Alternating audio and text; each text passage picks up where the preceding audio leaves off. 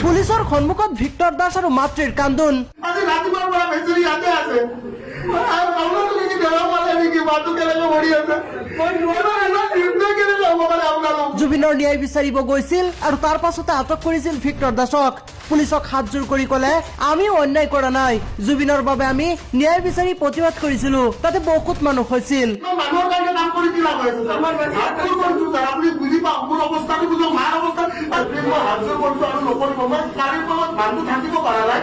এতিয়া বেগ হৈ যোৱাৰ পিছত এইটো কৰিলে কেনেকুৱা আপুনি নিজে ভাবি চাওক না ছাৰ। ভাইৰেল হোৱা এই ভিডিঅ'টো আপোনালোকে যিমান পাৰে শ্বেয়াৰ কৰক, কিয়নো এইবাৰ দেখিবলৈ পোৱা গৈছে পুলিচৰ সন্মুখত ভিক্টৰ দাস আৰু মাতৃয়ে কান্দিছে, পুলিচক অনুৰোধ কৰিছে, পুলিচক হাতজোৰ কৰি কৈছে, আমি অন্যায় কৰা নাই, জুবিনৰ বাবে আমি ন্যায় বিচাৰি প্ৰতিবাদ কৰিছিলো। আপোনালোকতো মানুহে আপোনালোক ইমানো নিৰ্দয় হ'ব পাৰে নে? মানুহ ইমান নিৰ্দয় কেনেকে হ'ব পাৰে মানে?